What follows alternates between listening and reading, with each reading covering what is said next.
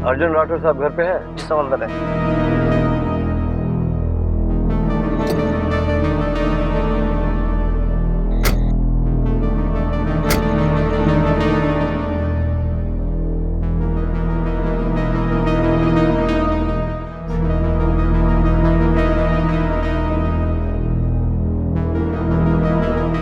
Mister Rathore, मेरा नाम रणवीर है, investigating officer on special duty. और ये रूबी है, जर्नलिस्ट। हेलो। हेलो, बैठिए, आइए।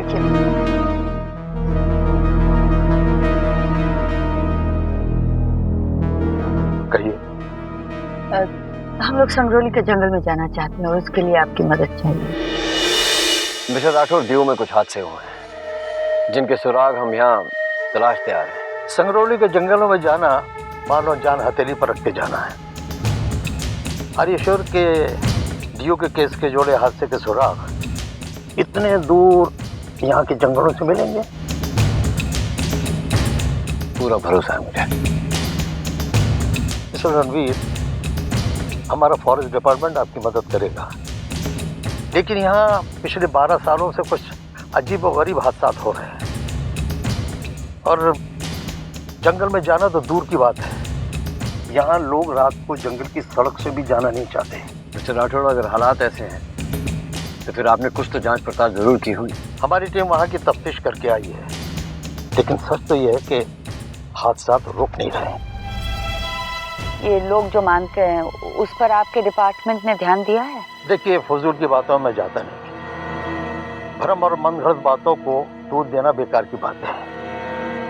कुछ लोगों ने अफवाहें उड़ाई हैं कि इस जंगल में कोई आत्मा भटक रही है जो रोती चिल्लाती रहती है और वही ये हादसा कर रही है। और सब बहुत सी ऐसी बातें होती है जो हमारा मन मानने से इनकार कर देता है पर दिल मानता है।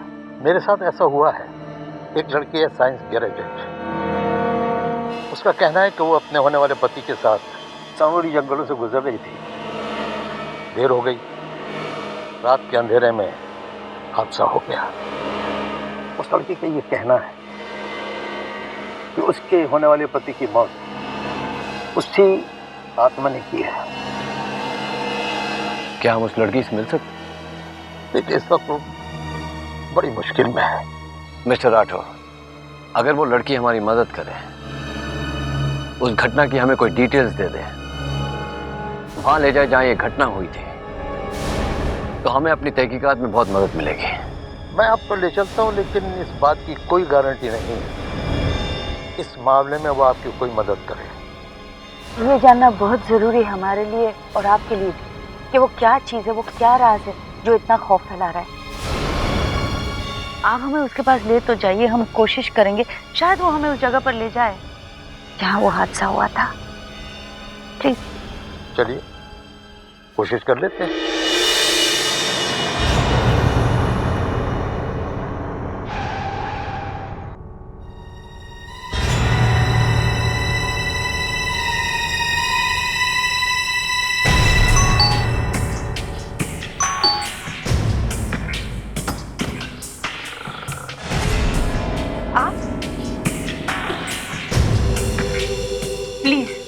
मेरे जख्मों को और मत खुरेदिए। मैं उस रात के बारे में और कोई बात नहीं करना चाहती। बेटी, दूसरों का दुख दूर करने से अपना दुख कम होता है और दूसरों की मदद करने से मन को शांति मिलती है। यह है रणवीर सिंह, इन्वेस्टिगेटिंग ऑफिसर, और यह है मिस रूबी गुजराल, मशहूर जर्नलिस्ट। जर्नलिस्ट? मैं नहीं चाहती मेरी फूटी किस्मत की कोई जर्नलिस्ट कहानी बनाए। ये आपके बारे में एक शब्द भी नहीं छापेंगे। हम सिर्फ उस हादसे की सच्चाई जानना चाहते हैं। मैंने आज तक सिर्फ सच्चाई बयां की है। कोई मेरा विश्वास क्यों नहीं करता? और विश्वास है, पूरा विश्वास है कि जो तुम कह रही हो सच है, पर एक बार खुद सुनना चाहती हूँ तुम्हारे मुंह से। बेटी, मैं तुम्हारे दिल की हालत अच्छी तरह जानता हूँ। अगर आगे आने वाले हादसे रोकने हैं तो हमें इन लोगों की मदद करनी होगी।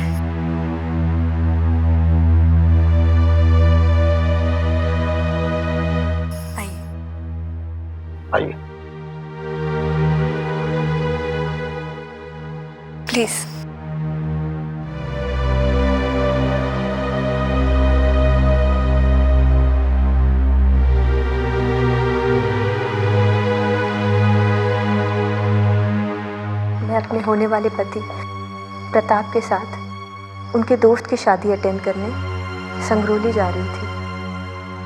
शाम हो गई थी, अंधेरा छा चुका था। हम हंसते खेलते जा रहे थे कि करीब संगरोली पहुंचने के 50 किलोमीटर पहले प्रताप को एक चीख सुनाई दी, जो एक लड़की की थी। फिर उसे किसी के रोने की आवाज़ सुनाई दी। अचानक प्रताप चिल्लाया कि मेरे सामने कोई है। अचानक प्रताप चिल्लाया कि मेरे सामने कोई है जो रो रही है, जो सफ़ेद कपड़ों में है। इससे पहले कि मैं देखती, प्रताप की बाइक एक पेड़ से जाके टकरा गई। मैं वहीं गिर गई सड़क पे। मैंने देखा कि उसकी बाइक और प्रताप दोनों दूर जाके गिरे। मैं भागते हुए उनके पास गई। वो बहुत ही घायल था, बहुत खून निकल रहा था। उसने मुझे बोला कि एक सफ़ेद कपड़े वाली लड़की ने, और बस। फिर वो कुछ नहीं बोला। वो मुझे हमेशा के लिए छोड़ के चला गया। He never spoke a word after that.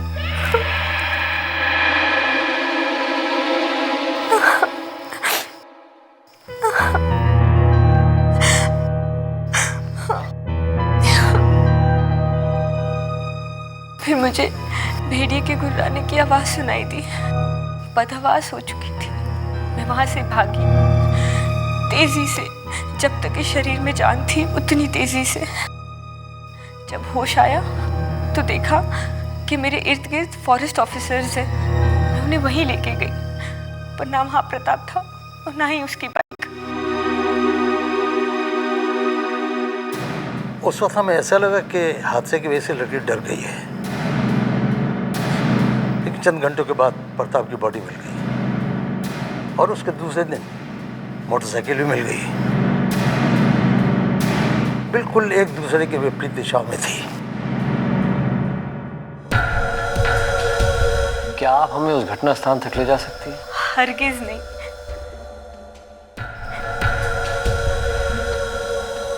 I understand, but please अगर आप हमारे साथ चलेंगी तो हमें मदद होगी। प्लीज। सवाल ही नहीं उठता। मैं उस जगह पे फिर कभी नहीं जाऊंगी।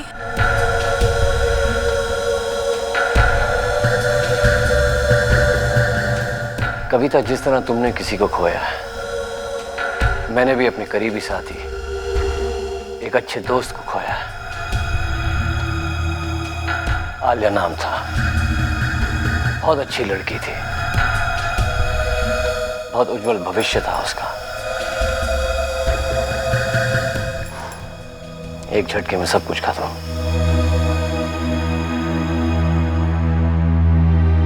उसका भी एक्सीडेंट हुआ था, लेकिन शायद उसके साथ भी वो ही हुआ हो जो तुम्हारे प्रताप के साथ हुआ था। आलिया को उस ताकत ने छीन लिया जो वहां उस जंगल में। कविता, सिर्फ इतना जान लो कि हमारा मकसद यही है कि अब और कोई अपने प्रताप को ना खोए। हम जा रहे हैं। आपने जो वक्त दिया उसके लिए शुक्रिया। किसी के दर्द का एहसास होना इतनी आसान बात नहीं होती। आप में एक अपनापन है। मुझे नहीं पता मुझ में इतनी साहस या इतनी हिम्मत है या नहीं कि मैं आप लोगों का साथ दे सकूं। बट हाँ, मैं कोशिश करूंगी। मैं आप लोगों के साथ चलने को तैयार हूँ।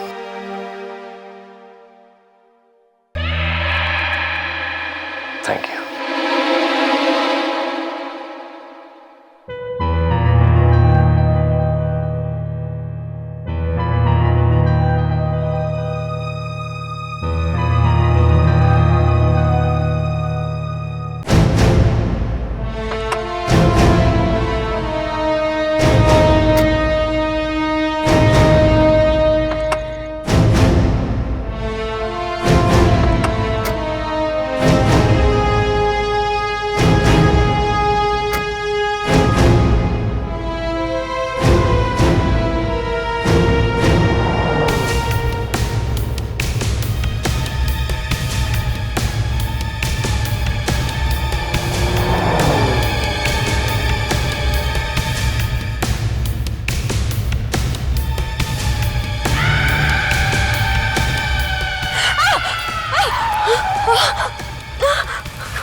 क्या हुआ? कुछ नहीं, दो आंखें जैसे जल रही थी और मुझे घूर रही थी।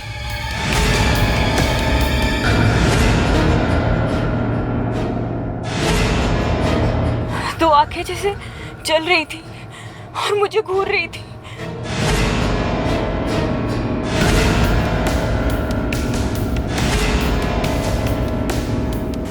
जीप इतनी स्पीड में जा रही थी, कोई कैसे घूर सकता है? वहम हुआ होगा।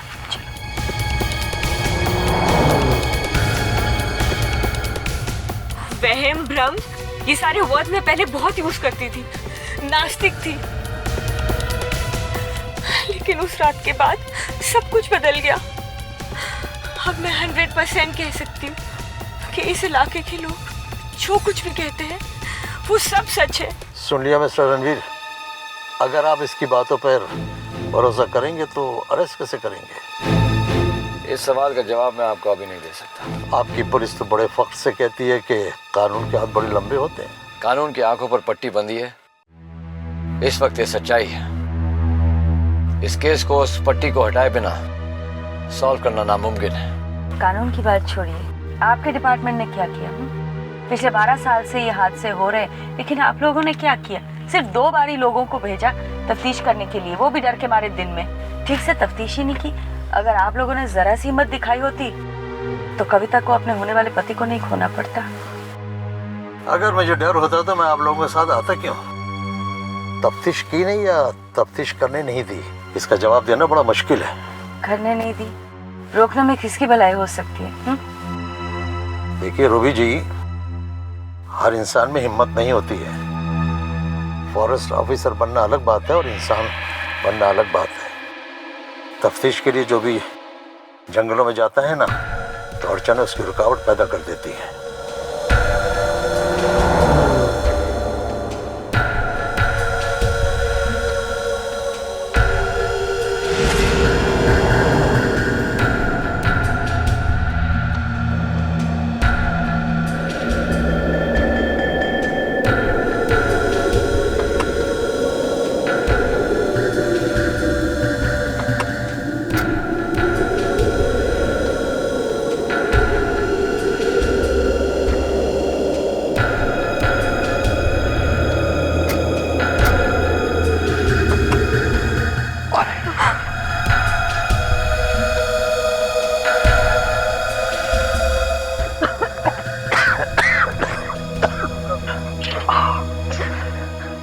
देख लिया, ये रुकावट है, चेतावनी है कि हम जंगल की ओर ना जाएं। अगर हम अब भी नहीं माने तो ना जाने क्या होगा। कम ऑन कविता, ये गाड़ी मशीन है, मशीन में खराबी आ सकती है। देखो, पानी डाल देंगे ना तो ठीक हो जाएगी। मिस्टर रणवीर, गाड़ी में पानी तो होगा ना? हाँ, मैं लेके।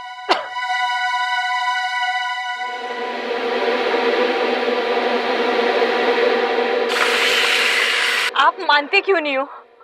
आप बाहर से आए हो, आगे जंगल में क्या है आपकी समझ से बाहर है। जब तक कोई मरेगा नहीं, आप मेरी बात नहीं मानोगे। कविता प्लीज अपने आप को संभालो। हम जानते हैं तुम्हारे साथ हादसा हो चुका है, हम तुम्हारी बात को समझ रहे हैं, तुम सिर्फ हम पर भरोसा करो।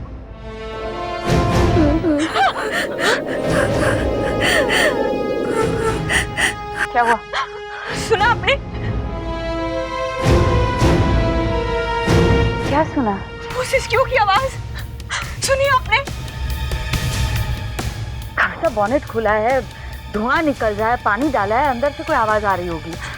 मैं नहीं जाऊंगी। उस दिन भी प्रताप को हादसे से पहले किसी के रोने की आवाज सुनाई दी थी, जैसे कोई अपनी मौत पे रो रहा हो।